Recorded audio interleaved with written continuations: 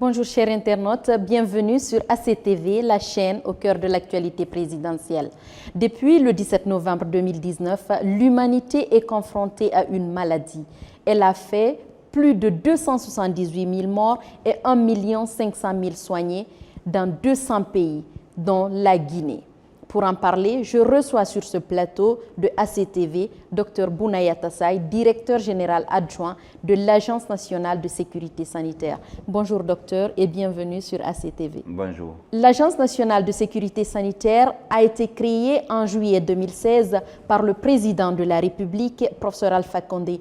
L'agence est placée sous la tutelle du ministère de la Santé. Elle a pour mission la mise en œuvre des orientations stratégiques du ministère en matière de sécurité sanitaire. Elle est chargée d'élaborer des textes statuant la stratégie d'orientation sur la sécurité sanitaire au grand bénéfice de ce ministère. L'Agence nationale de sécurité sanitaire veille à l'aménagement des espaces de mise en observation, de quarantaine, conformément aux mesures requises. Aussi, elle contribue à la mise en place d'un système national de surveillance, de riposte aux épidémies, urgences et catastrophes. Et comme notre pays, à l'image du reste du monde, est en guerre contre le nouveau coronavirus, nous avons parlé avec Dr Bounaya Tassaye de cette pandémie qui préoccupe tant l'humanité. Avant d'entrer dans le vif du sujet, docteur, dites-nous, le président de la République a affirmé récemment que nous sommes en guerre contre le Covid-19 et aujourd'hui, où en sommes-nous sur le terrain de combat? Merci. Comme a dit M. le Président de la République, on est en guerre et nous qui sommes les soldats, nous sommes actuellement sur le front et le combat continue contre le Covid sur différents endroits et avec différentes stratégies. Et donc comme c'est la guerre, et en guerre on déploie les hommes avec les moyens et on développe une stratégie aussi pour pouvoir gagner la lutte. Et quelles sont les stratégies qui ont été établies par votre agence pour arriver à gagner cette lutte? Ok, merci. Quand l'épidémie a commencé à travers le monde et quand elle est arrivée en Europe et dans quelques pays africains, tout de suite nous avons fait une évaluation en Guinée pour dire que notre pays est à risque de cette épidémie. Ce qui nous a permis de lancer la phase de préparation. Et au cours de cette phase de préparation, nous avons fait une autre seconde évaluation qui a montré qu'il y a 10 préfectures de la Guinée, à savoir les 5 communes de Conakry et les préfectures du littoral, qui seront confrontées à cette épidémie si elle arrivait en Guinée. Et le 12 mars, nous avons eu le premier cas. Et déjà, avec le plan de riposte contre des préparations et contre Covid, nous avons élaboré nos stratégies selon les composantes. Et le premier, c'est la coordination qui est assurée avec l'agence et les partenaires techniques. Ensuite, nous avons la surveillance qui consiste à dépister rapidement les cas, les isoler et les mettre à la disposition de la prise en charge et empêcher la transmission communautaire. Et la prise en charge aussi consistera à prendre en charge tous les cas et les soigner et faire en sorte qu'on ait un nombre réduit de décès avec la maladie. Et nous avons les autres composantes annexes qui est la logistique, la communication et mobilisation sociale. Et enfin, la mobilisation des ressources financières et techniques pour cette lutte. Donc nous avons bâti notre stratégie autour de ça. Et après le premier cas qui a été importé en Guinée comme l'avait prévu l'analyse des risques, et un mois après, on s'est retrouvé rapidement dans une transmission communautaire en Guinée et qui a été due au fait que les contacts qui sont rentrés, l'épidémie,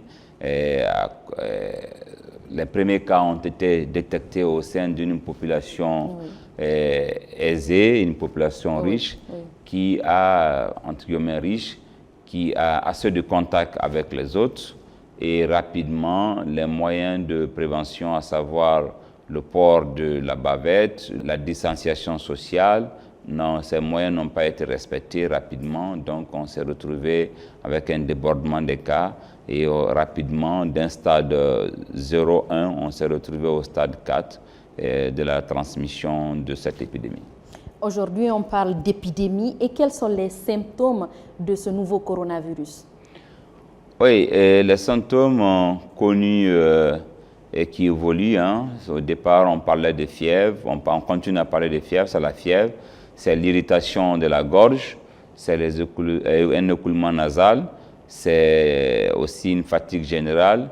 Et on commence à retrouver d'autres symptômes aujourd'hui. C'est la perte du goût et de l'odorat qu'on retrouve comme de nouveaux symptômes qui arrivent avec la maladie en Guinée. Mais il faut dire que avec les données que nous avons actuellement, 85% de nos malades sont sans signe. Oui. Donc, ils sont bien portants. Vous les verrez marcher, ils n'ont pas de signes. C'est lorsque vous faites un dépistage qu'on retrouve le virus avec la personne. Vous parlez de dépistage. Quelle est la procédure à suivre pour se faire dépister? Oui, et contrairement à d'autres pays, nous, au départ, on a évolué aussi. Au départ, on faisait le dépistage chez les personnes, les contacts, ceux qui sont rentrés et leurs proches. Et vite, on a compris que la maladie s'est propagée, donc on allait vers le dépistage massif, ce qui fait aujourd'hui que la Guinée a un grand nombre de cas parce que nous faisons le dépistage massif. La procédure elle est simple. Nous avons autour des cas confirmés, on était à 7000, il y a plus de 6000 qui sont sortis du suivi. Aujourd'hui, on a 7786 personnes que nous suivons. Donc, nous prélevons, nous faisons le dépistage. Et comment se fait ce suivi? Oui, nous faisons le dépistage d'abord de ces personnes et on les appelle au téléphone. Et ces personnes se rendent dans un site de dépistage au nombre de 10 à Conakry. Oui. Et le prélèvement est fait, le résultat est rendu. Maintenant, le suivi, au départ, on faisait un suivi au téléphone, des contacts. Et on a amélioré cela à un moment donné pour aller faire les visites à domicile au 7e ou 8e jour. Mais avec la transmission communautaire, nous avons changé cette stratégie aussi, on l'a renforcée. Actuellement, nous avons recruté du personnel médical, paramédical avec les animateurs communautaires pour pouvoir faire ce qu'on appelle une stratégie à base communautaire à Conakry qui consiste à aller rendre visite dans les familles, notamment des quartiers les plus touchés au nombre de 5 à Conakry, Lambagne, Kamayen, Almamia, Bessia et Imbaya. Et ces personnes vont régulièrement passer dans les familles, voir les contacts s'ils n'ont pas développé les signes et ensuite référer ces personnes vers les sites de prélèvement afin que le prélèvement se fasse et aussi ils distribuent les masques de fabrication locale au contact pour rompre la chaîne de transmission. Ils disposent des kits de lavage des mains pour permettre à de nombreux ménages de pouvoir avoir accès au kit de lavage des mains. Oui. Et ils recherchent les cas suspects dans la communauté et les référer vers les structures de prise en charge. Donc voici comment est organisé le contact dans ces quartiers. Mais dans d'autres quartiers où on n'a pas une forte transmission, où les 1000 et quelques personnes sont réparties, le suivi se fait toujours au téléphone.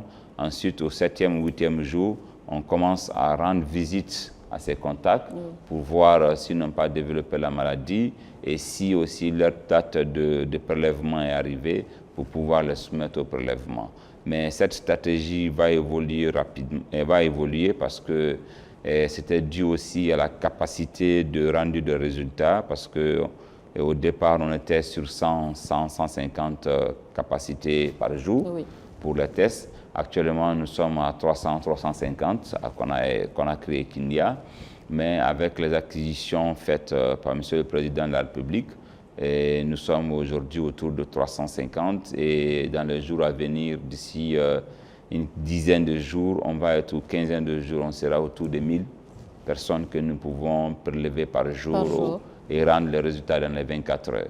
Donc, voici comment se passe actuellement le prélèvement et le dépistage. Pendant les premiers moments, il y avait un malentendu, si on peut le qualifier ainsi, entre le ministère de la Santé et l'Agence nationale de sécurité sanitaire, toute chose qui a amené le président de la République à vous inviter au palais et pour enterrer, si on peut le dire, la hache de guerre. Aujourd'hui, où en sommes-nous? Vous conjuguez le même verbe? Oui, oui, on conjugue le même verbe, Même au départ de la lutte, on conjuguait les mêmes verbes, bien qu'il y avait des malentendus. Il faut dire que l'ANSS est un établissement public et qui est sous la tutelle du ministère de la Santé. Nous sommes chargés de la mise en œuvre des orientations stratégiques, donc nous sommes très opérationnels. Et le plan que nous avons élaboré au mois de février a été validé par le ministère de la Santé avant diffusion, avant mise en application. Mais quand nous avons commencé à travailler, il y a eu des incompréhensions dans l'opérationnalisation de la stratégie et dans le choix des personnes, et ce qui a fait que Monsieur le Président a vite intervenu pour amener tout le monde sur les rails pour dire que c'est une équipe, il faut qu'on évolue en équipe. Et je crois que depuis cette date, on évolue en équipe encore. Aujourd'hui, pouvons-nous avoir les statistiques? Où en sommes-nous avec l'évolution de la maladie? Oui, comme je l'ai dit, depuis le 12 mars, avec un cas, on est aujourd'hui 12 mai. Juste 2 mois, on est à 2213 cas confirmés et sur près de 10 000 personnes dépistées. Donc, le nombre de cas confirmés à 2213, malheureusement, et nous suivons 1726 personnes comme contact. Oui. Et nous n'avons eu que 11 décès. Nous sommes l'un des pays de la sous-région ou de l'Afrique ayant le plus faible taux de mortalité dû au Covid. Et là, on profite pour saluer nos services de santé, le personnel en première ligne qui soigne ces malades. Et aussi, nous avons ces structures de prise en charge au nombre de 4 qu'on va augmenter dans les jours à venir. Donc, vous verrez que de 2213, ça fait un peu froid dans le dos. Les gens se posent la question, comment se fait-il que le pays qui était considéré comme un pays le plus près, sur le plan riposte, préparation après Ebola, et comment se fait-il qu'on s'est retrouvé à 2213 cas? Il y a eu une combinaison de plusieurs facteurs. D'abord, le premier facteur, c'est qu'il faut tenir compte de la promiscuité de Conakry et du type de l'épidémie, parce que Covid est très, très contagieux par rapport à Ebola qui est très mortel. Covid, il est beaucoup plus contagieux. La contamination se fait très facilement. Oui. Et aussi, les moyens de prévention, à savoir le dispositif essentiel qui est très efficace, c'est la distanciation sociale. C'est d'avoir 1,50 m avec son interlocuteur et en plus porter le masque. Ce sont des choses qui viennent changer carrément nos habitudes. Oui. Donc, demander de façon brusque à des gens de changer leurs habitudes, ça prend du temps et c'est pas facile de l'adopter. Ça nécessite beaucoup de sensibilisation et d'information. Ça nécessite beaucoup de sensibilisation. Et donc, ces deux combinés ont fait aussi que rapidement, on a eu ces cas. Mais l'autre élément, si vous voyez sur le plan mondial, la stratégie de la Corée du Sud est une stratégie très bien appréciée qui consiste à faire un dépistage massif, retirer les cas positifs de la circulation afin que ces cas ne contaminent pas les personnes vulnérables, à savoir les personnes avec les comorbidités d'autres maladies, les femmes enceintes ou bien les vieilles personnes. Donc, nous avons opté pour cette stratégie de dépister massivement, contrairement à d'autres pays où on cherche l'immunité collective, où on a laissé les cas dans la nature pour faire face aux cas majeurs, aux cas les plus sévères. Donc, nous avons opté pour cela. Et donc, nous, on n'attend pas qu'il y ait des signes ou des symptômes en faveur de la maladie pour faire le dépistage. Donc, on fait un dépistage massif pour pouvoir retirer les gens de la circulation. Ce qui fait aujourd'hui qu'on a 2013 cas, mais aussi, comme je l'ai dit au départ, notre stratégie, on s'était préparé à confiner l'épidémie dans la zone de Conakry. Et bon, aujourd'hui, on est dans la zone des Grands Conakry, à savoir Conakry, Koya, Djubreka. Donc, toujours l'épidémie est circonscrite dans cette localité. Et l'Afrique n'a pas enregistré assez de dégâts comme l'Europe, comme l'Amérique. Docteur, selon vous, qu'est-ce qui explique cela? Le fait que les Africains résistent mieux, c'est le climat, c'est dû à quoi?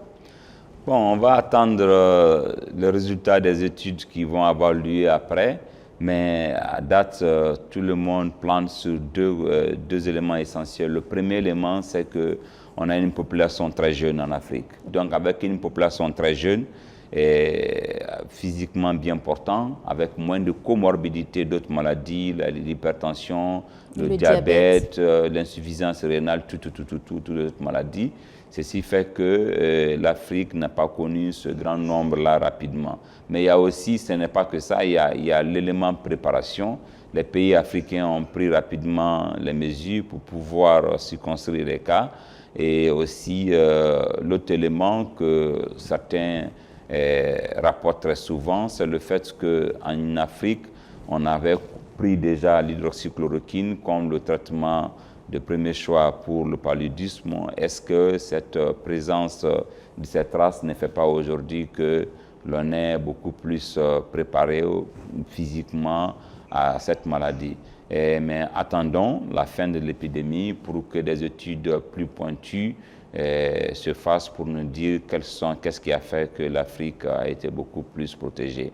Mais sur le plan géographique, si on compare aussi même aux pays touchés, on voit que le taux de mortalité est élevé dans la tranche d'âge de plus de 60 ans, donc la dernière génération de 65, 70, 80 ans.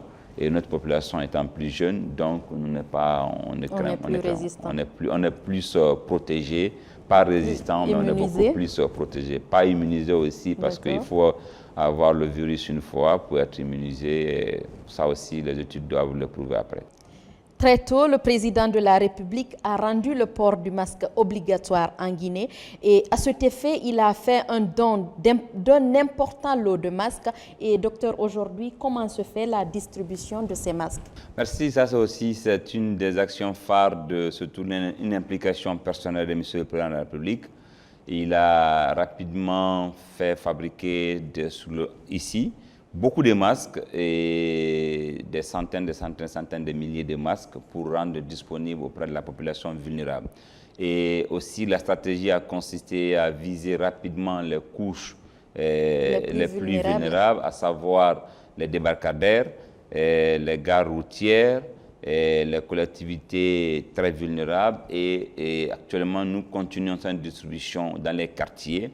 Et lorsque nous rentrons dans les quartiers, on a 2 étapes à ce niveau. Il y a la société civile qui fait une distribution des masques et nous, on continue à faire la distribution des masques dans les quartiers les plus touchés où nous avons déployé des équipes médicales qui distribuent à tout le monde. Mais la société civile avec le CNOX est entrée dans les quartiers, dans 18 quartiers actuellement pour distribuer les masques aux populations les plus vulnérables qui ont des difficultés de s'en procurer ces masques. Et chaque personne reçoit au moins 2 masques, ce qui lui permet de faire un recyclage. Des masques réutilisables. Des masques réutilisables, bien sûr, de fabrication locale. Donc la distribution continue et j'avoue que cette activité, nous sommes l'un des premiers pays à commencer cela. Et si les gens continuent à le porter régulièrement et correctement, nous allons gagner rapidement la lutte. Le porter correctement, ça veut dire que porter le masque, il y a un risque. Comment le porter correctement, docteur? Oui, porter le masque correctement, c'est simple. C'est quelque chose qui doit cacher le nez et la bouche. Voici le masque, comment il est bien porté correctement. Et tant qu'il est comme ça, vous protégez à la fois le nez et la bouche parce que c'est là les voies de transmission. Quelqu'un qui est tourné à côté ou qui parle à côté, vous êtes protégé. Et même si vous aussi vous parlez, vous éternuez, vous protégez celui qui est à côté de vous. C'est pour cela qu'on exige en plus de cette distribution, la distribution est accompagnée de la sensibilisation du port correct du masque. Les masques qui ont été donnés par le président sont le plus souvent de fabrication locale pour valoriser la main-d'œuvre et pour permettre à ces personnes qui fabriquent les masques d'avoir une source de revenus. Mais comment se fait le recyclage de ces masques sans risque? Oui, le recyclage des masques, il est facile. Lorsque vous avez votre masque, lavez-le avec de l'eau tiède et après, si possible, repassez le masque. S'il est repassé, utilisez-le. Et chaque fois que vous sentirez que le masque il est humide ou que vous l'avez utilisé plus de 3 à 4 heures, enlevez-le. Et lorsque vous l'enlevez, vous avez été en contact de plusieurs personnes, lavez-vous les mains parce que sur la surface externe du masque, il ne faudrait pas qu'il y ait des gouttelettes qui sont déposées où il y a des virus pour les prendre, mettre sur le visage. Donc lavez-vous les mains.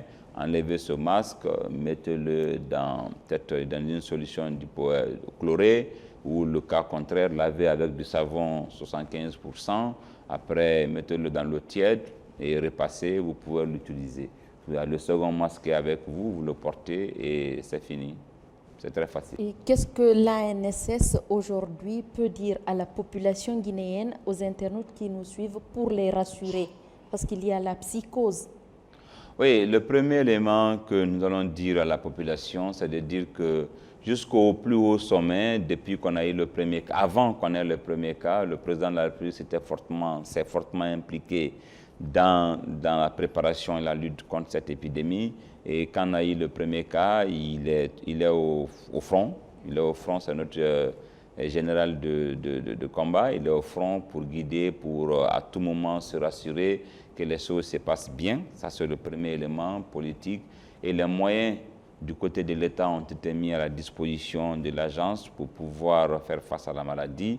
Et aussi, nous rassurons la population que nous sommes à pied d'œuvre et que nous allons gagner le combat avec elle. Et sous différents angles, hein, parce qu'il faut prendre l'angle de prise en charge. Aujourd'hui, nos capacités vont rapidement aller jusqu'à une capacité d'accueil de 1000 lits d'ici 10 jours sur Conakry. On pourra héberger 1000 personnes par rapport au Covid. Ça, c'est avec l'implication réelle de M. le Président de la République. Avec Covid, facilement, il y a beaucoup de cas. Quand donc a atteint sa capacité maximale, rapidement, il a trouvé un immeuble à Matam de 3 niveaux. Et cet immeuble est capable d'accueillir jusqu'à 250 personnes. Et après, il a mis les moyens à la disposition de la Caisse nationale de sécurité sociale pour rendre leur hôpital fonctionnel, ce qui a été fait. Et on est en train d'acquérir aussi, il a fait acquérir déjà avec des entreprises de la place et des chapiteaux pour pouvoir mettre des gens. Et tout dernièrement, on lui a posé qu'on veut mettre tous les contacts, ceux qui ne sont pas encore testés, qui sont à la maison, on veut faire leur suivi rapidement en les isolant de la population générale. Et des négociations sont en cours pour la réquisition de certains hôtels de la place pour que nous puissions mettre à ce niveau. Et c'est lui qui mène toute cette stratégie.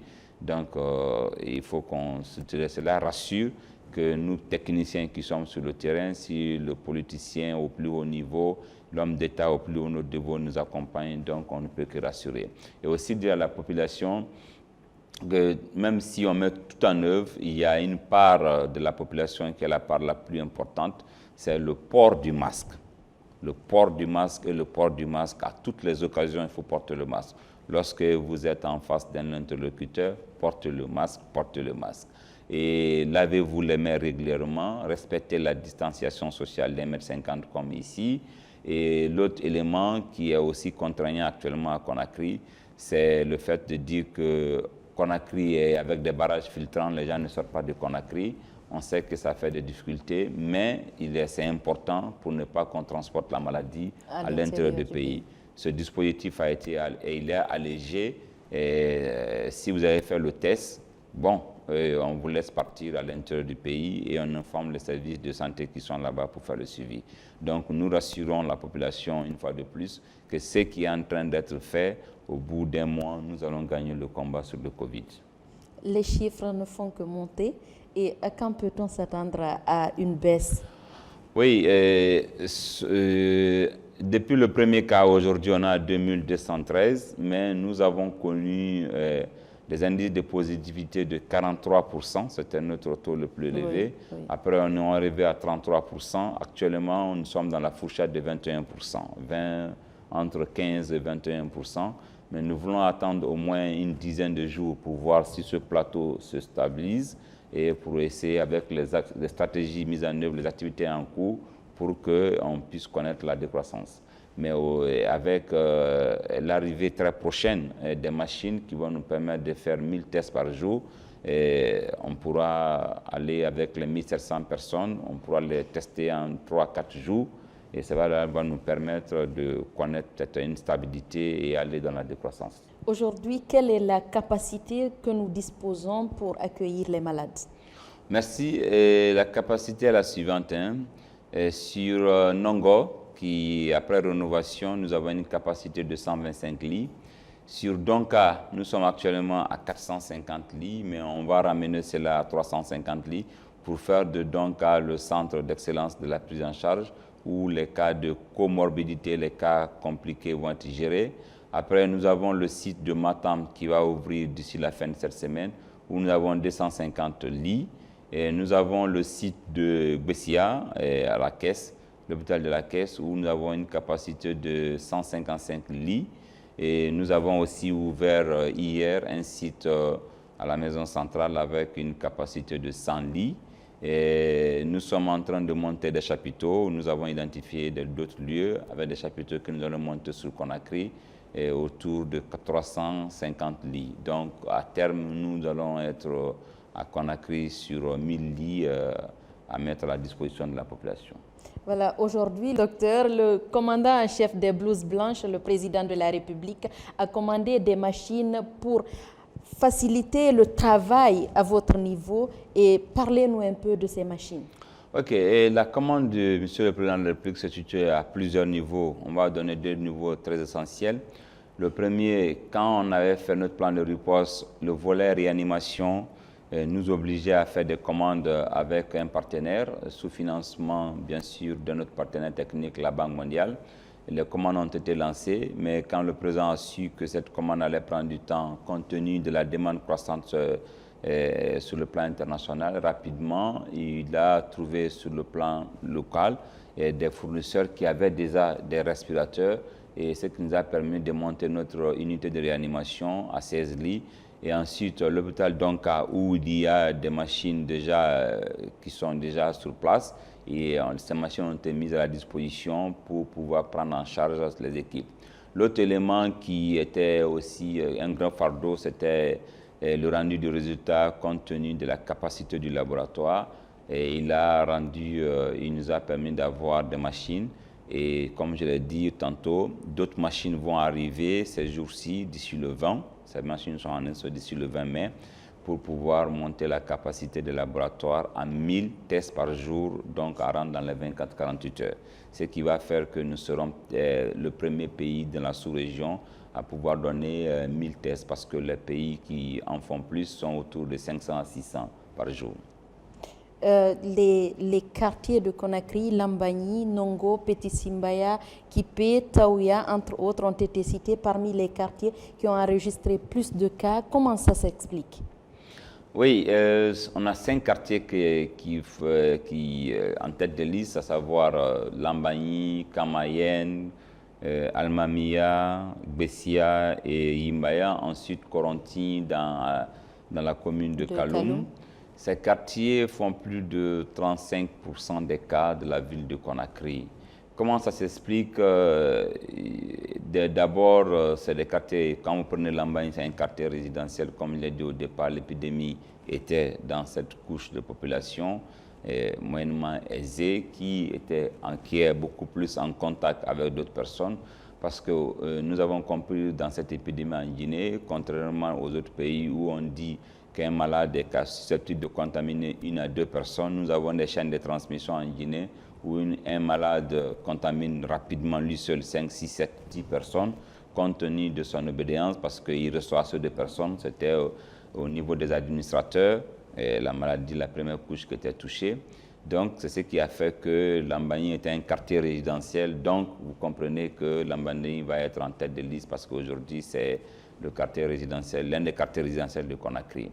Kamayen en est aussi l'un des quartiers, l'un ancien quartier résidentiel, et où il y a beaucoup d'expatriés, où il y a beaucoup de personnes moyennement aisées. Et ensuite, vous avez Almamia qui fait le contraire. Donc, c'est un quartier, entre guillemets, vulnérable compte tenu de la promiscuité. Donc, quand la maladie entre là-dedans, et sans que les moyens et les gens adoptent le comportement qu'il faut, la maladie va se propager rapidement. Et c'est la même chose plutôt au niveau de Yimbaya et de Bessia, mais c'est des grappes. C'est-à-dire que quand vous venez, ce sont des familles qui sont autour d'une famille. Vous avez des familles dans lesquels on retrouve les cas. Donc en épidémiologie, on appelle ça des grappes de cas. Nous avons ces grappes de cas dans ces quartiers. Et la stratégie en cours actuellement, c'est la distribution dans ces quartiers des masques de fabrication locale encore, on insiste là-dessus, et la mise en place des kits de lavage des mains et la sensibilisation pour la distanciation sociale. Et il y a d'autres quartiers, 18 quartiers dans lesquels nous avons retrouvé les cas sont présents, et la société civile à travers le CNOX est en train de faire la distribution aussi dans ces 18 quartiers. Aujourd'hui, on a tendance à délaisser les structures hospitalières, notamment les personnes qui ont des maladies chroniques ou la vaccination des enfants. Est-ce qu'il n'y aura pas de conséquences dans l'après-coronavirus? Oui, ça c'est le commun des épidémies. Quand il y a épidémie tout de suite, les gens se méfient des structures de santé. C'est pour cela on dissocie toujours la prise en charge, des sites de prise en charge d'une épidémie, des structures de soins habituelles, pour la continuité des soins. Je crois que la dernière fois, le ministère était en train de réfléchir là-dessus pour la relance de la continuité des soins. On dit encore une fois de plus aux populations, rendez-vous dans les structures de santé pour les autres problèmes de santé. Et là, même si vous avez des signes en faveur de Covid, rendez-vous dans ces structures de santé. Et le personnel qui est là-bas saura vous conseiller pour vous référer vers les structures les plus adaptées pour la prise en charge. Donc, c'est un problème majeur et on a vu même en Europe où ils se plaignaient de ça, des cardiopathes qui appellent moins, en France précisément. Aussi, c'est la même chose en Guinée. Et les structures, la fréquentation est devenue très faible. Et bon, la sensibilisation va suivre. Et après, pendant l'épidémie et après l'épidémie, pour que les gens reviennent pour se faire soigner dans les structures de soins. Un citoyen, docteur, qui n'a pas de contact, qui veut se faire volontairement dépister, parce que peut-être inquiète, comment elle doit agir? Oui, on a eu des cas comme ça et le 115 est là pour ça. Si vous voulez vous faire dépister, vous pouvez appeler le 115. Mais comme je l'ai dit, le premier niveau actuellement, les personnes les plus recherchées par nous, ce sont les contacts des cas positifs, mais si un citoyen lambda se sentait mal à l'aise, a des signes en faveur, consultez votre agent de santé, votre médecin ou un autre agent de santé dans une structure sanitaire. Le cas contraire, appelez le 115 ou dirigez-vous dans l'un des 10 sites de prélèvement. Nous avons un site au Flamboyant, CMC Flamboyant à Ratoma. Nous avons un site au CMC de Ratoma. On a un site à Massiré. On a un site à Dixine, on a des sites au Bossia, on a des sites au camp Al-Fayaya et actuellement on a ouvert aussi d'autres sites. Il y a un site même dans la cour du camp Kwame Nkrumah au kilomètre 36 où nous procédons au dépistage des transporteurs et des camionneurs. La restauration des hospitalisés, des malades du Covid pose problème à Donka. Ça fait couler beaucoup d'encre et de salive. Parlez-nous des détails de cette restauration. Oui, cette restauration posait problème. Elle ne pose plus de problème parce que au départ, nous avons contractualisé avec Alima, qui est une ONG internationale qui évolue dans le cadre des soins et qui a fait ses références dans ce domaine, qui a travaillé en Guinée dans Ebola et qui évolue même au Sénégal, dans d'autres pays, dans le cadre du Covid. Ils accompagnent ces pays. Nous avons mutualisé les moyens, il faut le savoir aussi, et nous avons recruté du personnel mis à disposition d'Alima. Alima était en charge de l'opération technique sur Donka, le site uniquement de Donka. Mais au bout de 2 semaines, 3 semaines, il y a eu des difficultés dans la restauration. Jusqu'à 4 semaines, il y a des difficultés dans la restauration. Toutes les fois, on a donné l'occasion à Alima de pouvoir corriger. Ça a été corrigé, mais il y avait toujours des impairs. Et enfin, on a décidé de retirer la restauration à Alima de son contrat. Et maintenant, la restauration est assurée par la NSS. Et pour cela, à la demande surtout même de l'exigence de M. le Président de la République, nous avons recruté des traiteurs, 2 restaurants-traiteurs, pour ne pas que la charge soit énorme. Et nous avons 2 restaurants-traiteurs sur Donka et sur les autres sites. Aujourd'hui, la restauration, il n'y a pas de problème. Les repas sont servis à temps, les repas aussi de qualité. Il y a moins de plaintes par rapport à cette restauration aujourd'hui. Depuis le début de la maladie, tous les Guinéens se sont mobilisés comme un seul homme pour apporter chacun ce qu'il peut. Il y a eu énormément de dons. Parlez-nous de ces dons, docteur. Merci, c'est le lieu de aussi remercier le peuple de Guinée et tous ses donateurs. Chacun a apporté un peu, continue d'apporter. Depuis la déclaration de l'épidémie et l'appel de M. le Président de la République, la chaîne de solidarité ne cesse de se manifester. Nous avons eu énormément de dons. Ces dons sont répertoriés et sont en train d'être utilisés. Et c'est aussi l'occasion pour moi de les remercier une fois de plus, mais aussi de les rassurer que ces dons seront utilisés à bon escient. Et comme on l'a dit au départ, nous rendrons compte de l'utilisation de tout ce qui a été mis à notre disposition. Aujourd'hui, le Madagascar a développé un produit, le Covid Organics, et à base d'artémisia. Et quelle est l'efficacité de ce produit? Bon, je ne vais pas parler de l'efficacité de l'artémisia directement parce qu'on n'a pas les données factuelles du COVID, de ce Covid organique de Madagascar, mais on a vu que ça a été utilisé, leurs malades sont rapidement guéris.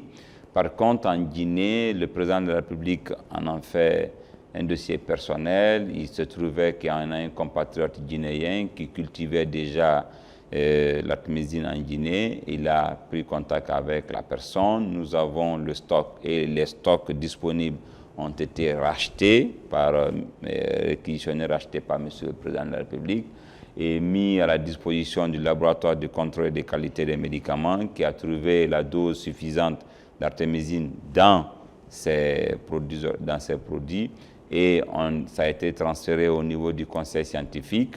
Il y a l'eucalyptus aussi qui a été analysé, trouvé qu'il y a un laboratoire, il y a un Guinéen qui fait déjà les sirops de l'eucalyptus. Ça a été aussi retenu par le conseil scientifique. Dans les jours à venir, et on va recevoir l'avis du conseil scientifique sur l'utilisation de l'artémisine et de l'eucalyptus et des quinines. Vous savez qu'en Guinée, on avait une usine de quinines à Massantan et à Sérédou, et le président a fait venir déjà ces plantes, les feuilles de quinine qui étaient à Massantan. Des stocks importants sont disposés à la PCG pour pouvoir être utilisés rapidement. Donc, voici encore une autre implication de M. le Président de la République. Et étant donné que l'artémisine a fait ses preuves en Afrique, au Madagascar, entre guillemets, c'est très bien possible qu'on l'utilise en Guinée, mais nous attendons l'avis du conseil scientifique sur cette question. Aujourd'hui, vous assurez l'intérim, en même temps vous êtes adjoint, parce que Dr Sakoba, il a été testé positif. Quel est son état de santé? Il va beaucoup mieux, il est convalescent. Très bien, il va nous rejoindre très bientôt, demain, très probablement. Dr Sakoba va nous rejoindre, notre commandant de bord, il va nous rejoindre demain pour la continuité de la lutte. Il va très bien, même avant d'arriver ici, j'ai parlé avec lui, il se porte à merveille. Il va reprendre le travail. Meilleure santé au commandant en chef de l'ANSS. Et si nous sommes là, nous parlons du Covid, c'est qu'il y a d'autres personnes sur le front. Ce sont nos médecins, nos infirmiers, les hommes en première ligne. Oui, ces hommes en première ligne, je commence toujours par les hygiénistes, parce que c'est eux qui rendent le milieu propre, le milieu vivable. Ils sont nombreux à Donka, à Nongo, sur les autres sites. Et ensuite, il y a les chauffeurs, les ambulanciers qui assurent le transport des malades. Il y a les médecins, les infirmiers et le personnel d'encadrement. Ici, nous les félicitons pour leur dire qu'ils ont tout le soutien de l'ANSS et de tout le gouvernement et de tout le peuple de Guinée. On les félicite une fois de plus pour le travail qui s'est fait sur le terrain. Et comme je le disais tantôt, nous avons un faible taux de mortalité. Et ceci est dû aussi au remarquable travail que font nos équipes sur le terrain et sur les différents sites de prise en charge. C'est l'occasion pour moi, une fois de plus, de dire merci et une fois encore merci à ces travailleurs qui travaillent d'arrache-pied pour que les personnes qui viennent dans ces sites de prise en charge soient correctement prises en charge et quittent avec le sourire aux lèvres. Votre mot de la fin? Le mot de la fin, c'est pour dire que nous sommes en bataille. Et dans une bataille, ce n'est pas que le soldat qui a le fusil au front qui va faire gagner la bataille. Et c'est toute une équipe. Et donc, nous demandons à tous de faire leur part.